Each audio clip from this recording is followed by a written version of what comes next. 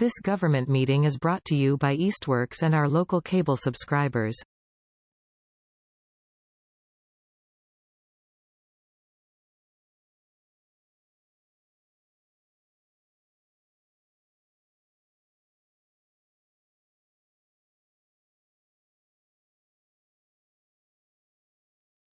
All right.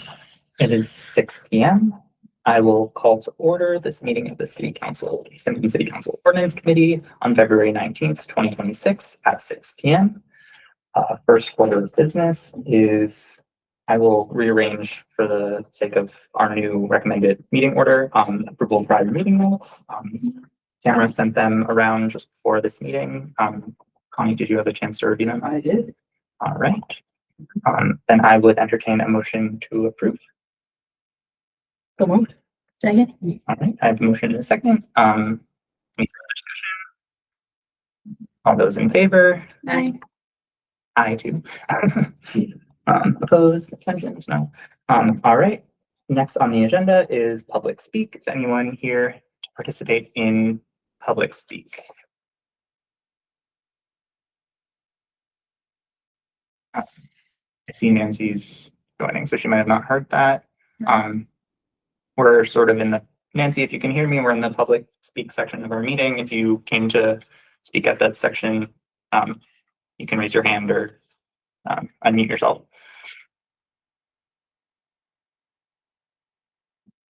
Right. Okay, so we can move on to the main order of business tonight, which is to talk about the general ordinance amendments regarding short-term rentals, as well as, well, actually, no, just that. I have in the packet here on the agenda the draft ordinance. Allison, did you want to speak to that, the changes that we made since the last meeting? You don't have to if you're not prepared. I can try to. We'll do it more eloquently than I will. That's I felt like it was another question. Well, I mean, a lot of it came from conversations that we had with the building commissioner and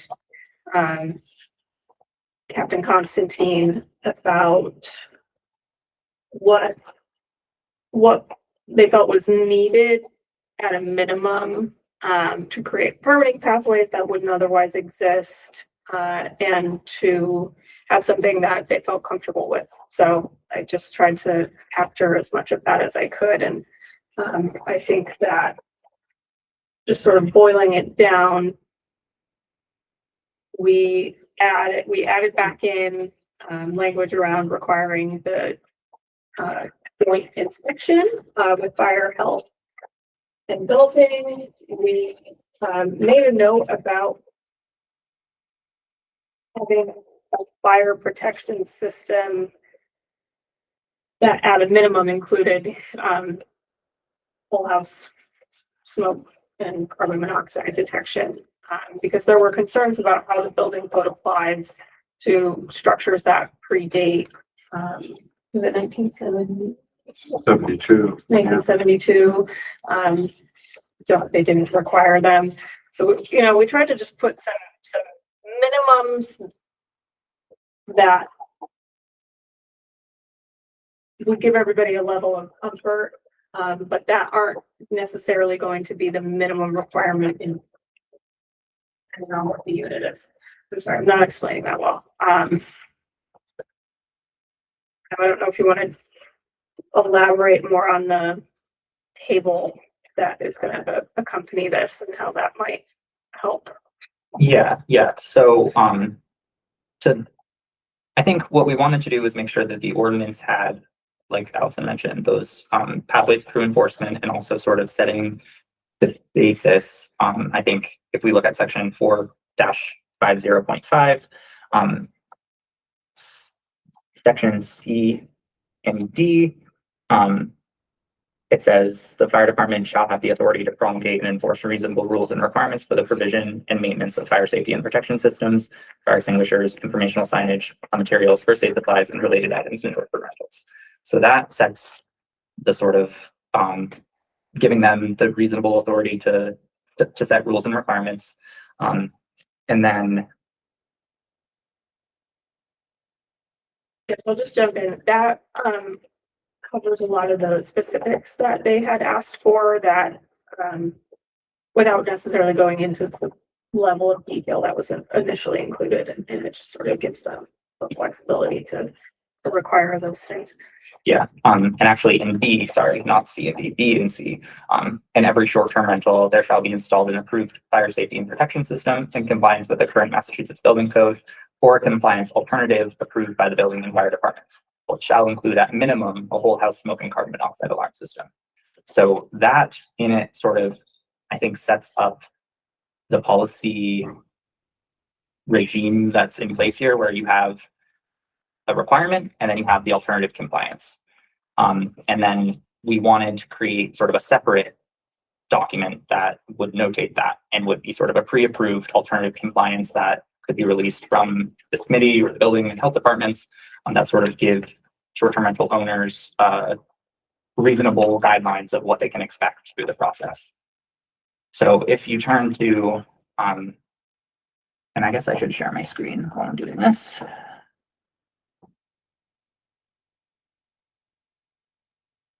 You turn to the second document in the agenda packet,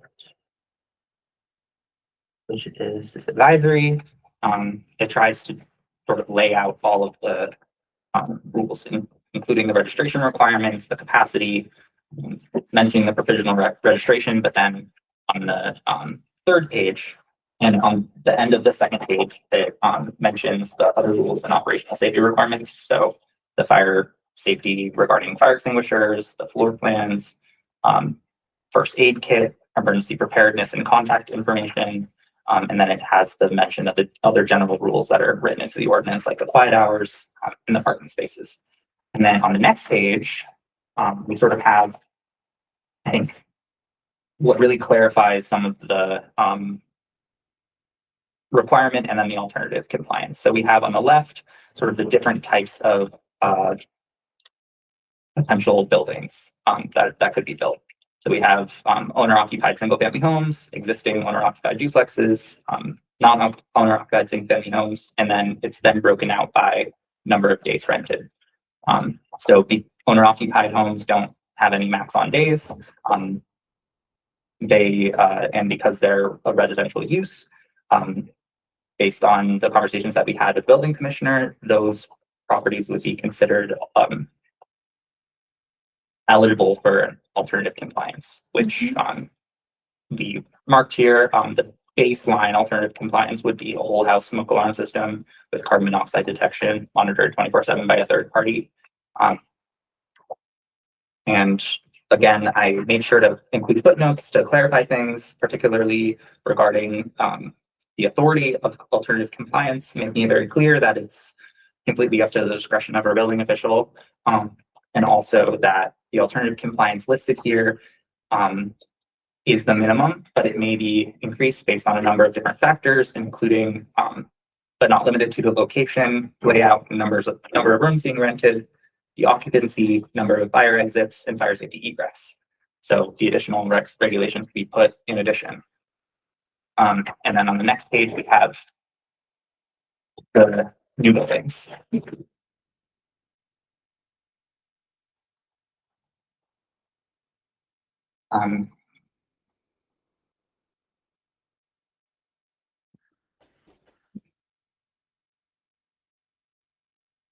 Nancy, I see your hand. I'm going to keep going and call on you once we get through potential questions from the other counselors.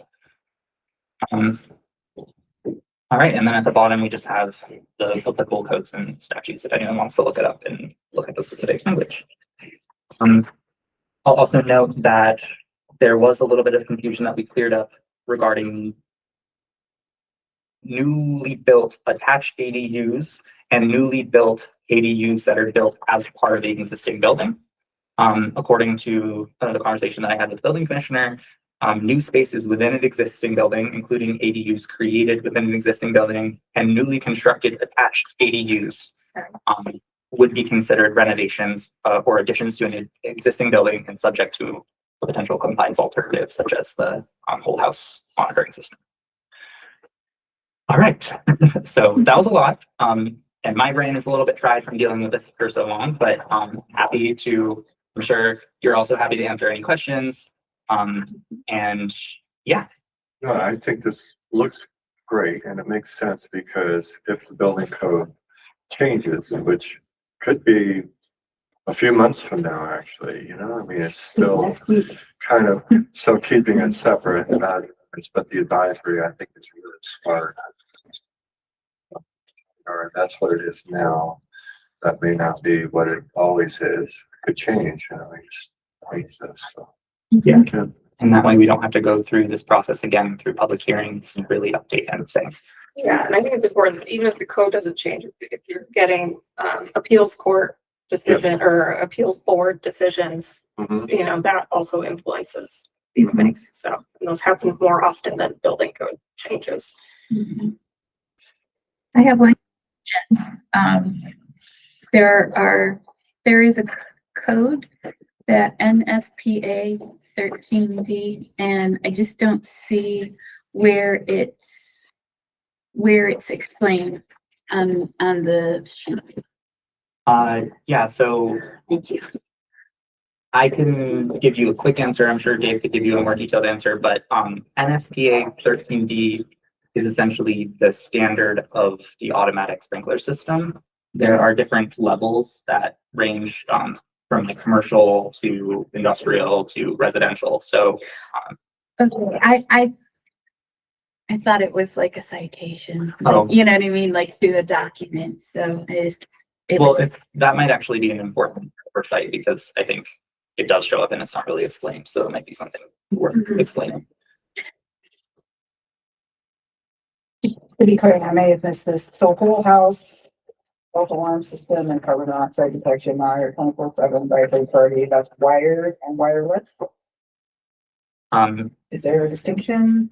I think it could be wireless, it could be wired. I just want to make sure. Yeah.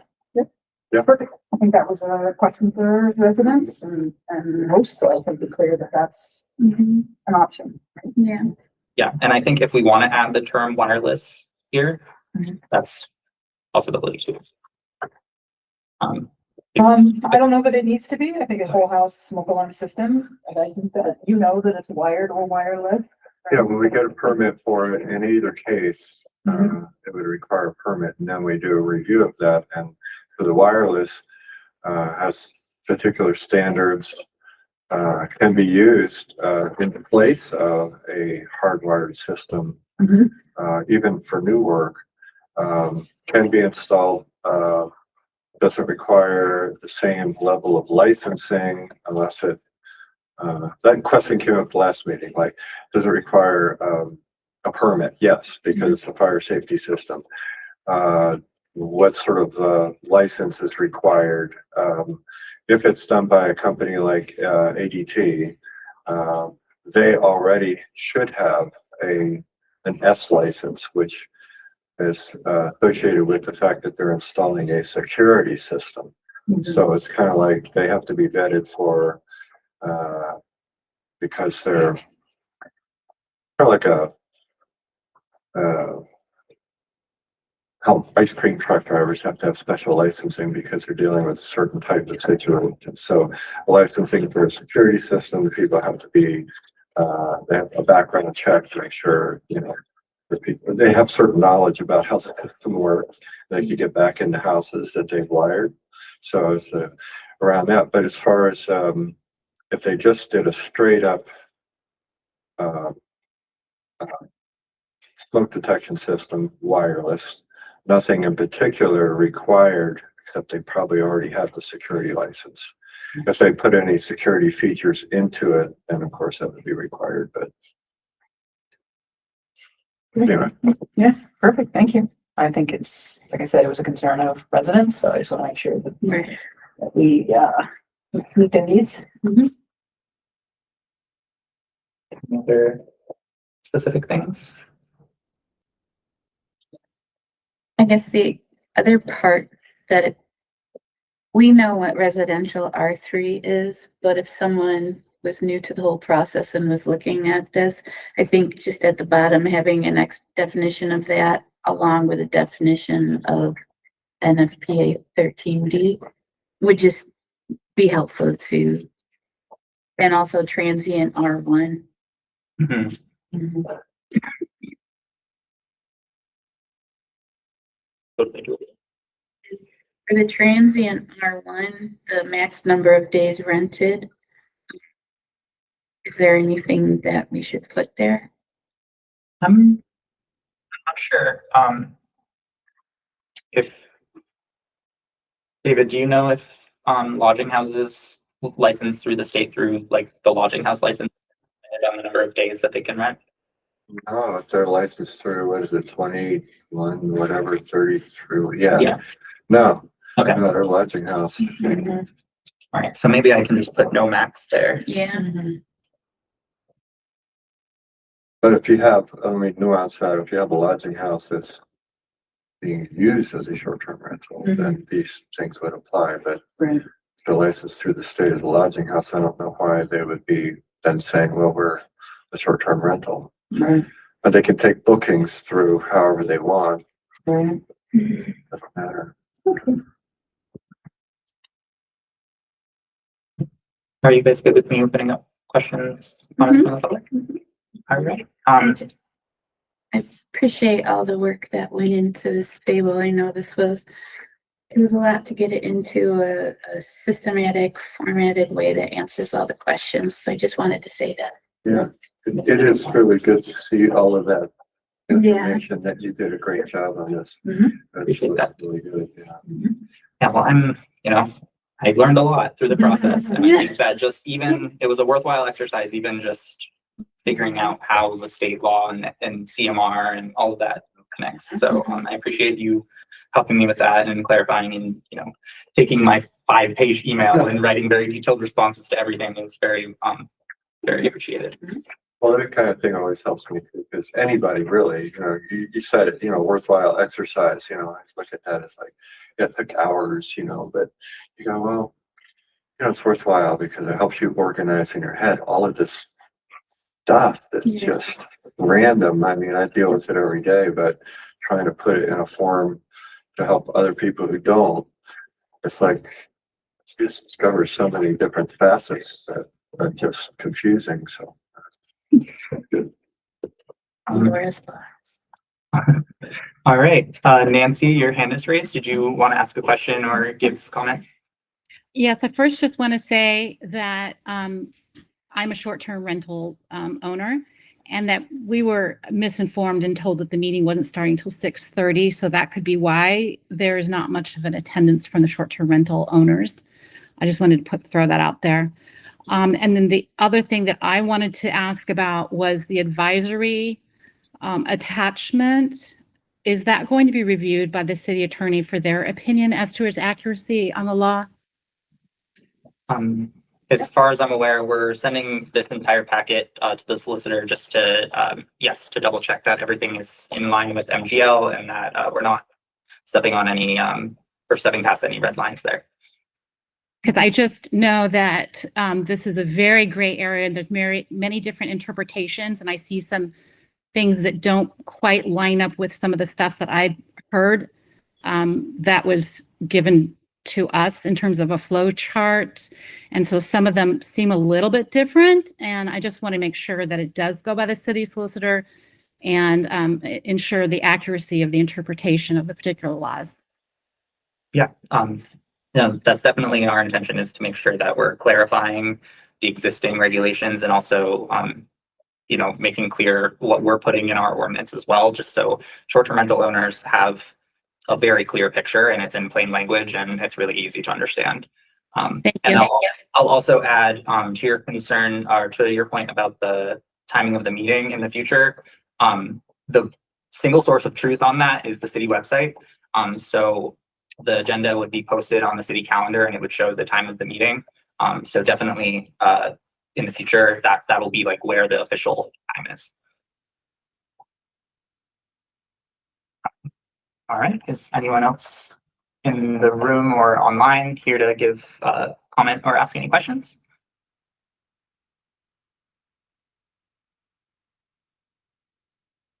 All right. I have a couple of questions related to process. And I guess like I would just, in general, I think I would just want to turn it over to you, President Denham, about what the next, or Councilor Denham, about what the next steps are with getting this through. And if we can approve it tonight and send it to the solicitor and then have it go straight to council, or if we need to get it brought back to this committee and then send it. It is, so I think we should vote to send it to, the city solicitor. My only concern about, hypothetically, like, let's say there's significant changes that we would want to then look at and review and approve. I mean, I would like to say this is spectacular, but I think we have a resident who just said, I'm concerned that these things don't align, right? So I think there's some uncertainty there. So if it was to come back and the solicitors to sign off, then, you know, it could, you know, go to council. But I think just given the nature of the uncertainty of that, I think we should probably have another meeting, but hopefully after they approve that so that we can send it to onto council. So how quickly are they going to get back to us? I'm not sure. I think it took a couple of weeks last time. So it's, yeah, I think he's been quite busy. We've thrown a lot at him, just in this last week even. So I do just want to caution that, I think he'll be limited in the amount of review he can do on the table with the building code and other codes cited. Because the building commissioner has the authority to interpret it. So I expect he'll tread lightly on that. So I just want to set reasonable expectations on how much feedback you'll get on that part of it. Certainly the ordinance is well within his purview. And then maybe the next meeting, it won't be the only thing that we talk about on the agenda. Maybe the other sandwich board signs or whatever, something. right. So I think just given the concern, you know, I would want to be fair to the public, to be able to voice their concerns and not just immediately send it to council. So that's just me erring on the side of transparency and allowing people to be able to participate. But I mean, I've spoken to the building commissioner, I've spoken to the fire office and whatever their main office is, the state fire marshal. And in particular with the, you know, there's lots of varying interpretations. And so I think speaking to the, you know, the concerns of the resident, I think that's just the reality of, I think, what we're dealing with. There's lots of different people who have varying opinions and interpretations about those things. So, and they're all acting based on their interpretation. So I think we're deferring in this particular case to the building commissioner. Yeah. And if there's concern, they can appeal that, etc. Yeah, I'll also note that I spoke with the fire chief very briefly on my way into the building, and he said that he had a chance to review it very briefly, and that it looked good to him, and that as long as the building commissioner was comfortable, he was comfortable, and yeah, so he reported positively on it. So is the intent of the advisory, is it part of the ordinance? No. So the review by the city attorney would be for the ordinance language. This is an advisory, I'm just bringing it up for discussion, an advisory based on interpretation of the building code and fire code and even health code to some degree, and how this, so it's not part of the ordinance. No. And I would think that the city attorney is versed in ordinance and law and land use law, but not building code. That's all. So I don't know what value they would bring to looking at this advisory, except to say, it's a bad idea, I don't, good idea, I think it's helpful, I don't know. Is that Yeah, no, and I think that there's two pieces to that. There's the pieces of the advisory that refer to the broader parts of the ordinance that I think if anything updates in the ordinance, we're obviously gonna want to update the advisory. But specifically the building and fire code things, like as we established it, we're basically just documenting your interpretation, which is all, all we can do because you have that legal authority. And I think we've been talking about this one pager all along. I mean, I'm glad that you're the one who ended up doing this, but it was kind of a conversation all along that we had talked about. And we even talked about our department had their one pager, you had your, and it's nice that this is all kind of in one particular thing. I think there's also the application, right? That the Department of Health is putting together as well, right? So I think, I think there's an appeal process that is a part of this, right? So that if people don't agree with the decision of any of the departments, then they have the ability to be able to appeal that. And again, this is likely going to potentially change again, right? So there's discussions at the state level, my understanding, right? So that this would change. So yeah, I think that this was a compromise of being flexible and clear and putting something in place so you guys can start inspecting buildings. So yeah, I guess if there are no other questions or concerns, I would entertain a motion to move it to send to the solicitor. So moved. Or do that. I just, again, are there any questions from the public? Yeah, okay. Mostly I'm just trying to get clear on the fire safety thing. Does floor plans and emergency response submitted to the fire department? And before we've been talking about this thing inside the house. So has that changed or that's in addition to? Sorry, I'm not sure I understood your question. Other rules and operational safety requirements, it says floor plans and emergency response plan must be submitted to the fire. Before we have been talking about having like a floor plan inside the main door. Is that still happening or we're just submitting something to the fire department? It's both. So everything you submit to the fire department then needs to be displayed in the unit. Yeah. I think I did try to, if I may, I'm sorry. Yeah. I think I did try to take it. I know there was concerns about like pointing people in the direction of emergency shutoffs that aren't within the unit that are occupying. Yeah, so I think I kept it vague enough so that would be required where it's not appropriate. Kind of, I mean, basement so people can't get down there. Right, yes, you wouldn't want that. So that's, yeah, I tried to write it so that there was still like where necessary. Yeah, I think the purpose, at least for the fire department, is if they ever have to go into a place, they have a floor plan on record. So they know the building, but the thing that you put on by the door is for the benefit of the people to know where the. Yeah, it's fine. I'm just trying to figure out what's expected of me so that I know what to do. So. Yeah, and I think that could also that can be clarified here as well. Because yeah, that's a good question. And again, that's the beauty of the advisory is that it can be up to date. But I think the ordinance itself is good. Oh yeah, I'm sorry. Yeah. And no, definitely if you have any more specific feedback on how this is written and if it's what parts are unclear, I would love to hear it because we want to make sure that that's, like I said, the goal is for it to be as easy for you guys to understand what the ordinance says and what state law says. Okay, thank you. Yeah.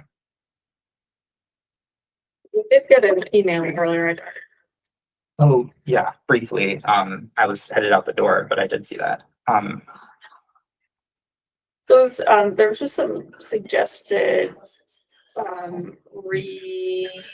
rewording for section 4-50.6 compliance, subsection C. I think it just would be a bit clarifying. Taking it either, so I don't know if you want to. Sorry, what's the email? It came just to.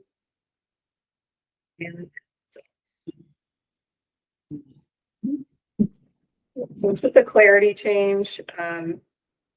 So short-term rental owners shall be required to provide access to the Easthampton Health Department, Fire Department, and Building Department for the purpose of conducting health, fire, and life safety inspections within 48 hours notice. Failure to provide access to an inspector upon request shall result in the immediate suspension of the registration to operate a short-term rental by the inspecting authority or the Board of Health until an inspection by the appropriate authority has been conducted. After inspection, owners shall be required to address any violations of regulations to the satisfaction of the inspecting department and Board of Health. Failure to comply with orders to correct deficiencies may result in fines or permanent suspension of the short-term rental registration, depending on the severity of violations. So essentially, Who's this from? Sorry. Laurel Gardner. Ah. So essentially the only difference is in the term when necessary, in What section are we in? Sorry. 4-50.6, section C. So it's just removing the words when necessary and then basically shifting the at least 48 hours up to that sentence, and then everything else is remaining the same. So it's just like clarifying that 48-hour deadline, or that 48-hour notification period instead of just when necessary. Which There is one word in there that kind of started that conversation, and that has to do with trying to sort out the shalls and the mays. And it's something I thought was actually had been edited in an earlier edit. And then I saw it here, and that's like, if somebody, the idea, and I ran this by Dan and Ryan. In the first instance or the second instance, I think it is where the word, well, I'll just kind of paraphrase. I mean, if we have an inspection or cause to do an inspection and somebody does not let us in, they will not let us inspect. The current language says they may have their registration suspended. And we all feel strongly that should say shall, because if they're not going to let us in to inspect, then they should not be having guests staying there until we inspect, right? So may is kind of like, well, maybe, and it's too subjective. But the other times, like the later use of like, if we do an inspection and there are violations, it really does just depend on the nature of the violation as to whether a suspension would be justified. It could be something minor and we could come back later. That often happens in inspections. We will go into restaurants, for instance, or care centers, and there might be something so egregious that it has to be dealt with now. But most of the time, they're smaller things, and then so there's no cause to stop, to tell somebody they can't conduct business anymore. Just fix this or fix that. So we just wanted to kind of get that clear. If they're not going to let us in to do an inspection, that's a pretty hard stop right there. It's not you shall have a suspension. It's just a suspension. It's not an extinguishing of the registration. It's just suspending until, it's all figured out. That's all. yeah, I mean, I think my understanding of reading that was sort of how it was. The spirit of it was that you were, you provide a reasonable notification period, they let you in or they don't, and then you say, okay, that's contingent on the licenses that you were able to inspect. So I think that makes sense to me. Do my other counselors have a question? I agree with the change from may to shall. Mm-hmm. Consistency. Yeah. And And no it one feels takes- targeted. Yeah, it takes the arbitrariness out of it. Okay. Thank you for catching that. So I guess if we want to make that one edit and then I'll take a motion to send it to the solicitor. I have before,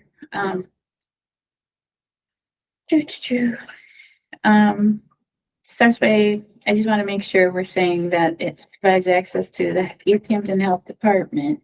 But in order to rectify it, they would have to go before the Board of Health. Or before the, you know what I'm saying? Is it the inspector for the health, or is it the entire board of directors? That's a good question. Allison, do you have? So we're still talking about the same section? Yes. Yeah. So, yeah, all violations have been addressed to the satisfaction of the inspecting department and board of health. Yeah, I mean, it could say health department. Mhm.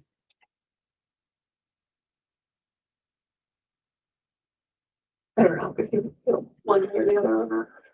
I don't have any strong feelings. I just feel like, it's being regulated by the health department. So then any kind of concerns would go to the health department. If it goes to the full board, there could be kind of a delay, because of meetings and stuff like that, whatever. Yeah, it's hard because we've sort of like framed it within the Board of Health to give a public process if necessary. That was the logic, but I do think. And yeah, I hear your point though about resolving violations, particularly minor ones, without having to go before the Board of Health. Right. Correct, yeah. So, I mean,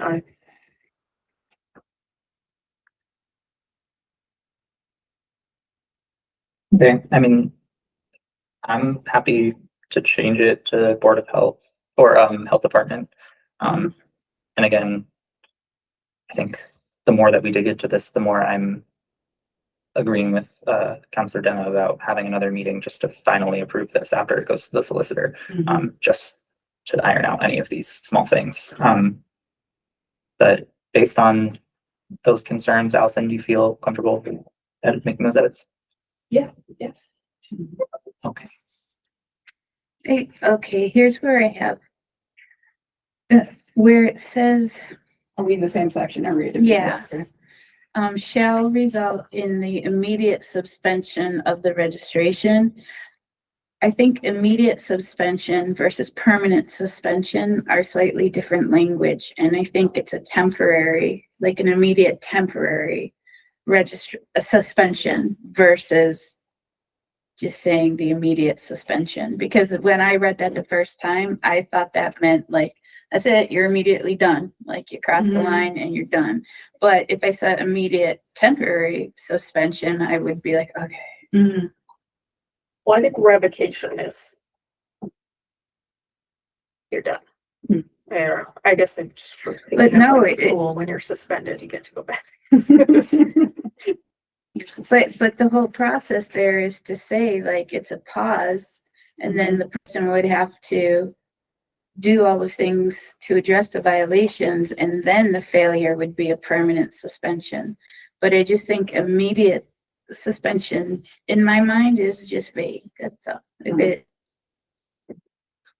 I see what you're saying, because we use the term permanent suspension in the latter half of the paragraph, so it. So by the end of the paragraph, you'd be like, oh, I guess that's not a permanent inspection, but I just don't think we should have to. Maybe it should be revocation. Correct, yeah, that makes more sense. If we changed it to revocation, would you feel like that clarifies? Yeah. Okay.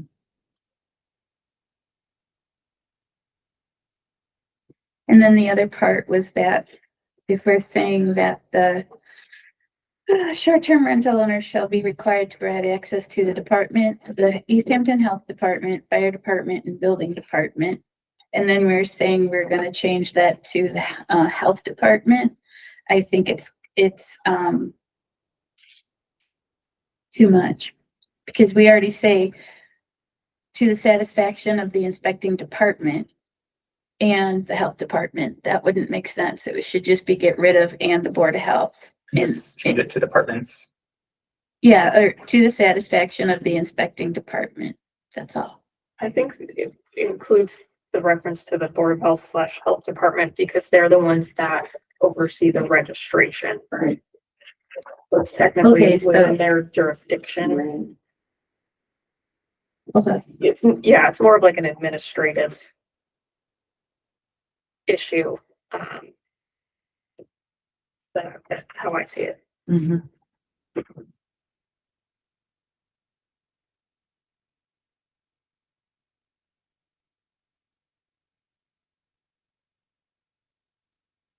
Okay.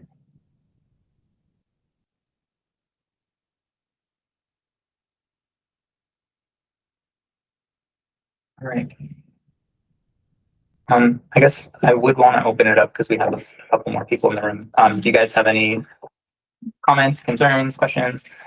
Is the draft available online so that we can have access to it? So it's now it's up there. Yeah, it's attached to the agenda on the city website. Cool. Thank you. I have a question. It's not that I'm opposed to the quiet time because we have a quiet time rule anyways. I just feel like that's really that opens you up to enforcement issues if like there's no noise ordinance in the city of Easthampton and then like only short-term rentals. So like the owner occupied house next door might be blasting it up to 2 a.m. But it just like, or is a firefighter gonna go around or the police be like, wait, is there a short-term rent?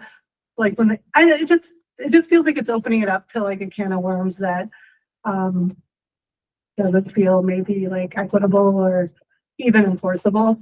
So I don't really care because my guests are always very quiet and I'm in the same house as my mom and they're quiet, but I'm just thinking of it more from a enforcement issue. Maybe we can ask the city solicitor Yeah. that as a question of like, can we do this for this when there's not a city-wide, Yeah. policy for that? Yeah. Early on, I brought that up Yeah. as a concern, and if I remember, it was that in all of the paperwork for the hosts that it does mention the noise limit, and that's why we were comfortable putting it in. I just remember that from way back. I'll be honest, I mean, I think most of us have it already built into our expectations of our guests, so that's gonna be a given. Yeah. But in terms of the fact that we have it. Yeah. I feel like it's a slippery slope having like a higher standard for a visitor than people that live here. Mhm. It seems like if either everyone should be quiet by 10 or like just let's all be respectful kind of thing. That's just kind of that kind of thing. Yeah. Yeah. Again, I think it came up in part. Yeah. Oh, We go over.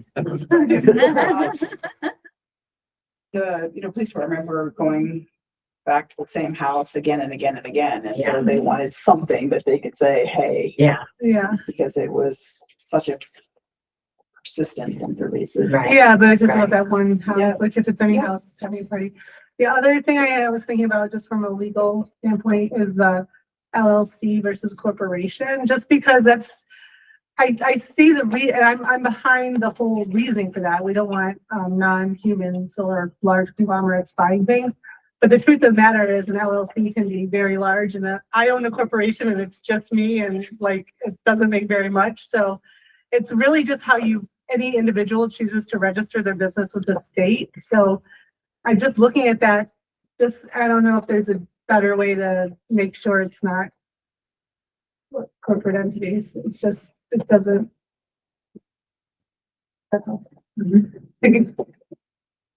No, I've had that concern from the very beginning. It's an LLC as a corporation.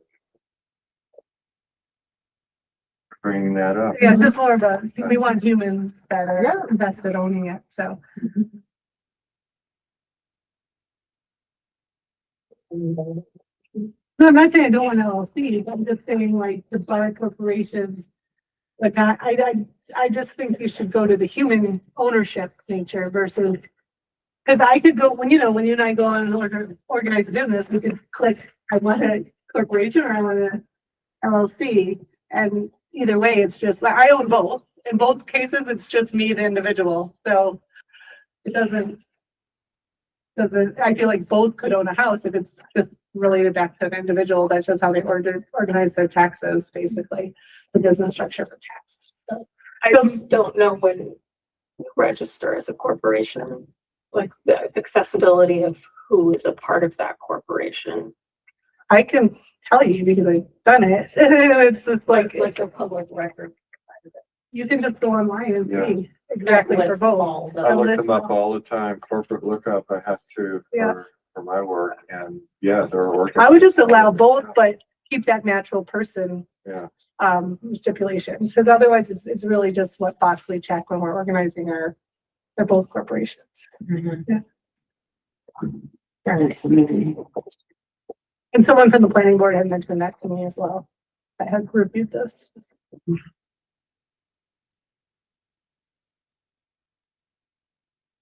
This is me more like big picture thinking.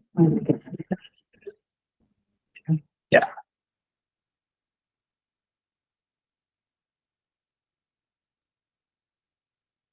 I appreciate all the work you've done. That's pretty much it. This has been a long process. Yeah.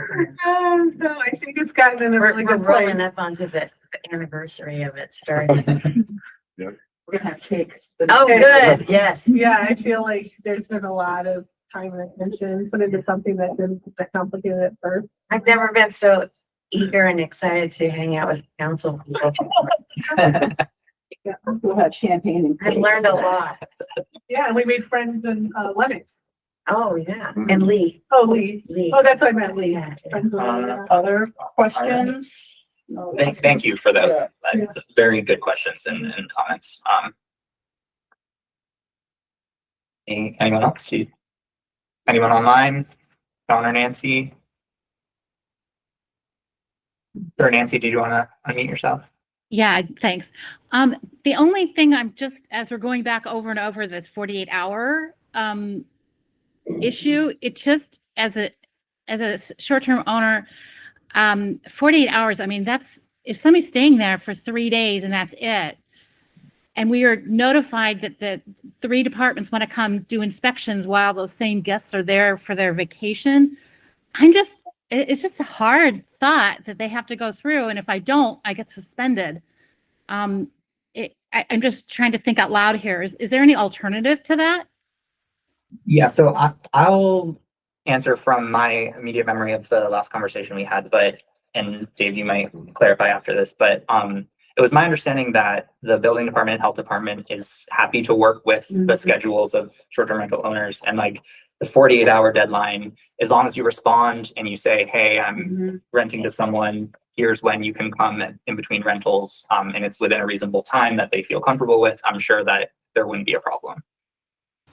It's not written in the ordinance, so I'm just afraid that if whoever's enforcing the ordinance, I love hearing that that's the way it's going to work, but what if somebody who's enforcing the ordinance goes by the law, what's actually written in there, then I could be in trouble.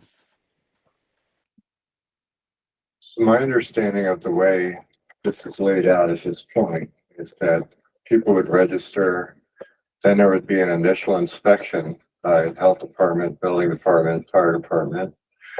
That would be scheduled at a time, that's within a reason of the time. So there's an initial inspection, then they're just once a year. The only other reason we would go into, or that I would be interested personally in doing an inspection is if a guest, for instance, or somebody else who is in the home called to complain or report something that was fairly egregious. And they felt that maybe people shouldn't be there right now until whatever that is repaired. Then I might call and ask for an inspection to just investigate that complaint.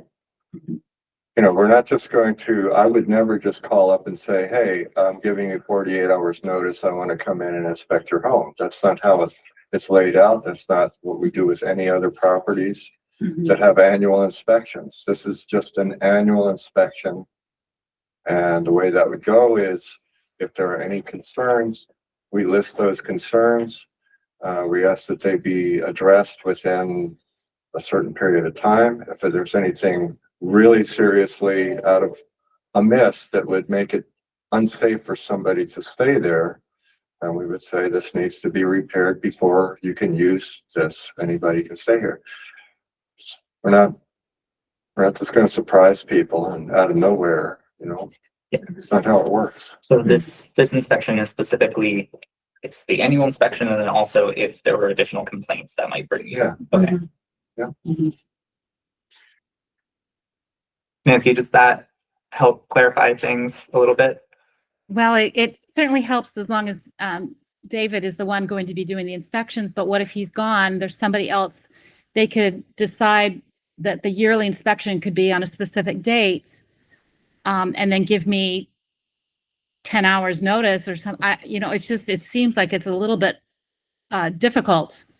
What if we change the word of provide access to an inspector to failure to contact an inspector? Or schedule. Yeah, because it like that. You would still expect that they would get in contact with you within 48 hours, right? Mhm. But then you would negotiate with them how much longer you're willing to wait for them, right? Well, the way we typically do periodic inspections is we send out, you know, letters or notification goes out saying it's time, that time of year again, whatever. And then we ask for the applications for the inspection. And then if we don't hear from somebody, another letter generally goes out or some kind of contact. We just try to, you know, that's how we do all the inspections. We have a whole town full of periodic inspections, and this is something we do as a matter of routine. This is just one more periodic inspection category that we're adding to our inspections. Yeah. And this would be sort of in that time, the 30 days after their license expired. So they would get a notice saying your year is up, it's time to reinspect. Right. And then that would be sort of a pre-notification to say, we're going to notify you again Yes, to request an inspection. it's coming due.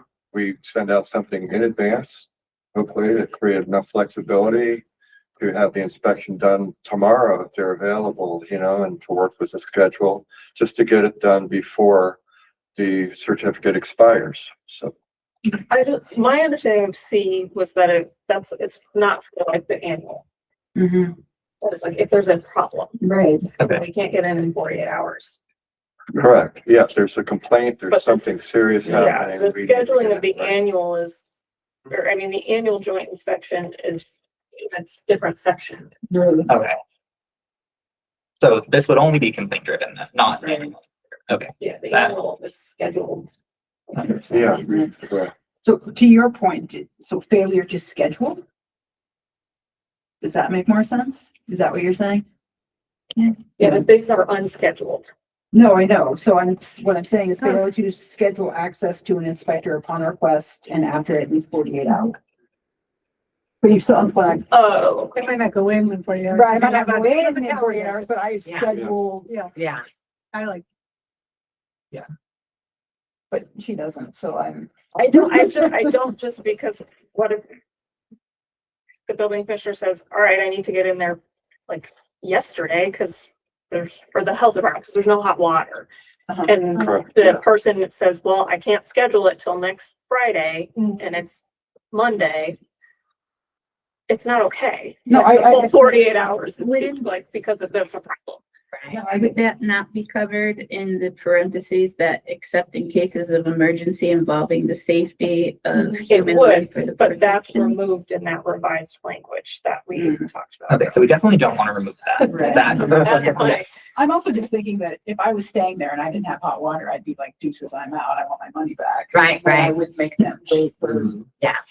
So I'm just trying to they're figure gonna this give us a out. really bad review. like- Yeah, in that case, I would just call you and then leave. Yeah. That's the worst inspection, the bad review. Yeah, right. Give me 48 hours to get somebody in here because I'm out. Yeah, right. All right, so yeah, I Okay. definitely want to keep, I think we'd all agree that we definitely want to keep that language around except in cases of emergency, because Right. obviously we want immediate access to the fire and health and building department. Right. And then, yeah, I mean, I think providing providing access or providing the time to access. Right.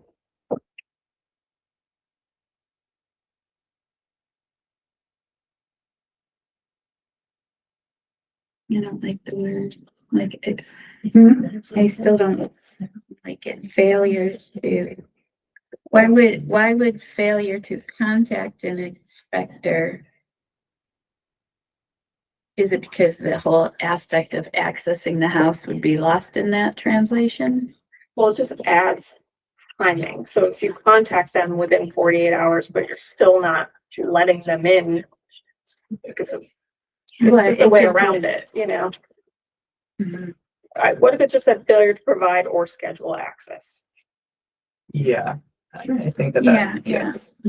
with the accepting cases of emergency Mhm. qualifier in the previous sentence? Yeah, Mhm. yeah, I think that that captures. That is Are you helpful from from an inspection point of view, because we were notified within 48 hours, or, we have contact, then we have an opportunity to know the nature of the problem, what it is. Is it something that's really a Right. serious problem? Should we get there like tomorrow, or can it wait for a week? Right. So just having that contact is really useful. Yeah.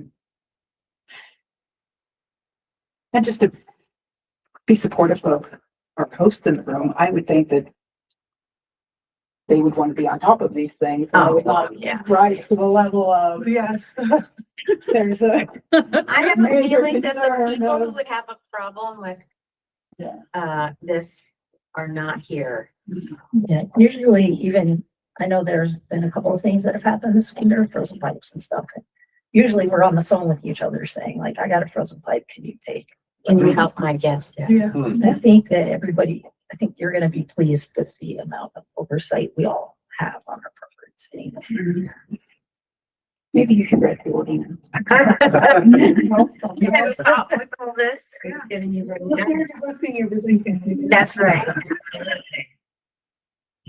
Nancy, I saw you put your hand down, but it was up before. Did you have anything else to add, or did you clarify? I think you've clarified it. Also, I just wanted to make sure that this was something that's normal. It's not just specific.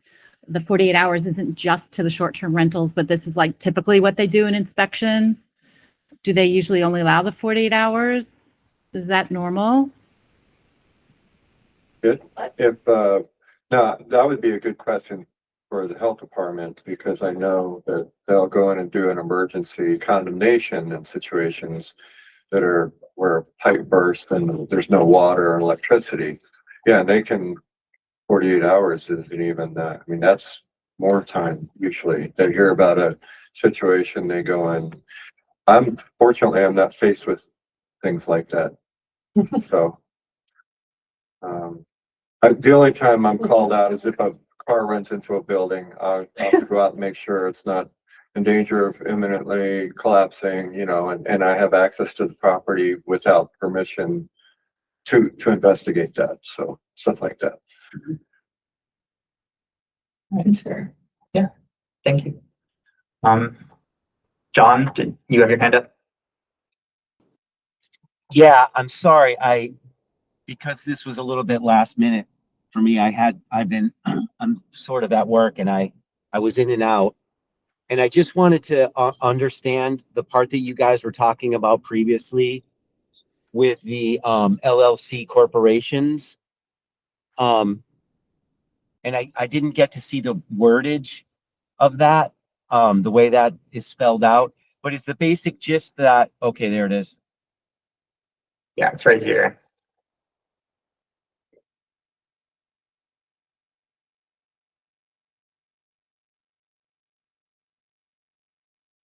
Right, okay.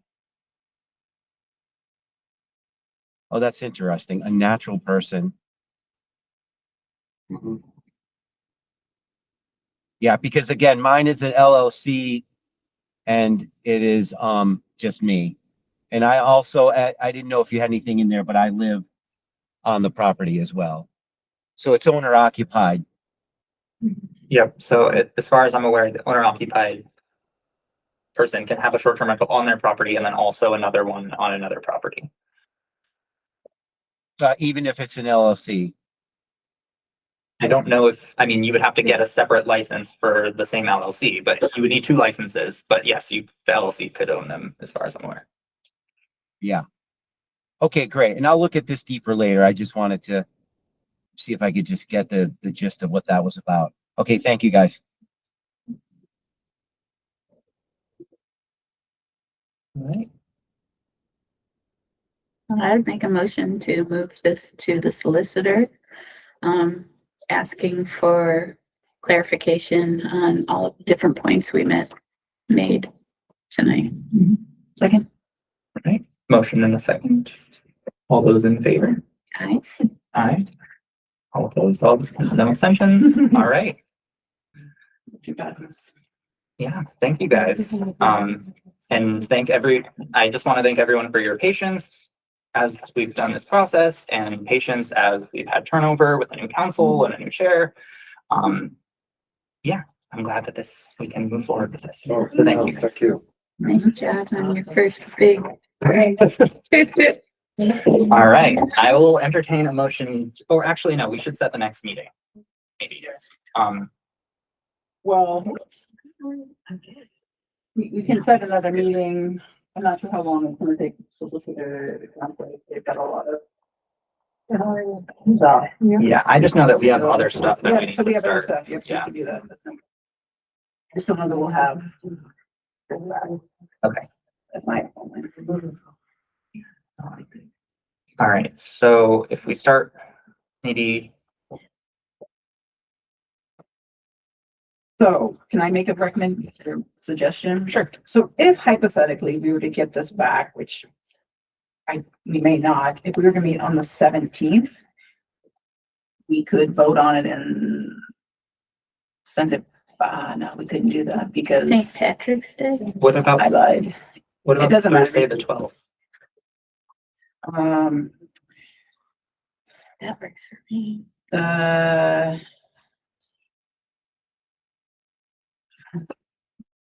I don't think we're gonna have to change the public hearing. Is I think what I'm getting at, because I don't think we're gonna have enough time for it to be, On the agenda and not just on the agenda. advertised. To be 2 weeks in advertised. advance, yeah. Or is it 2 weeks in advance that needs to get advertised? 10 days and review. So yeah, 2 weeks, 10 business days. Yeah. Has this city ordinance not been advertised yet?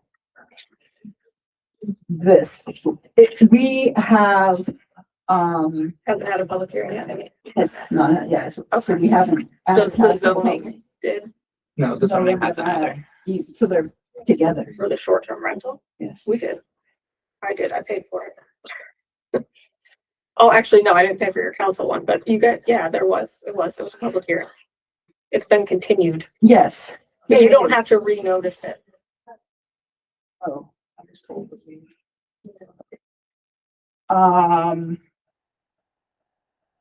That's Did for the, the MG, we just did for the MGL, it was really, people were pretty nervous. I mean, you can, it's not required. Okay. Right, because it was continued. It's like super expensive every time. It's like $700. Right, okay. Jeez. Yeah, Yeah. yeah. So it wiped out my budget Mhm. for advertising. Okay, so we've continued the public hearing, Until the 18th. right? Oh, so if we don't have to re-advertise it, then if we were to meet, I just don't know how early we would get that back. Well, what if we said the 12th and then that gives us time to get it on the agenda?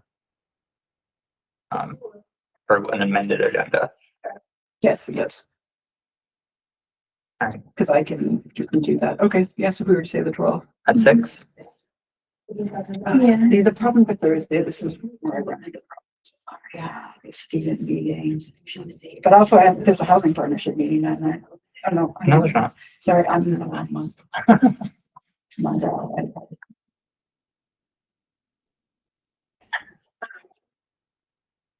Jury duty and. So.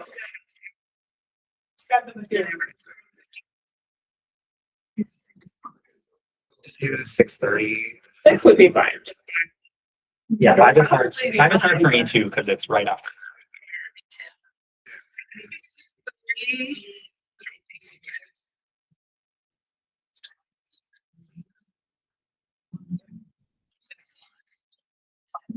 Six 6:30. 12, and I will link for that. I think maybe at that next meeting, we should figure out what, like setting a regular meeting schedule. Yep. We should set a schedule.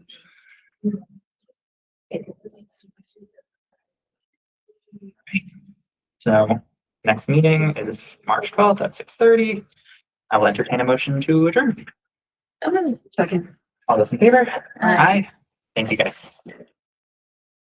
This government meeting is brought to you by Eastworks and our local cable subscribers.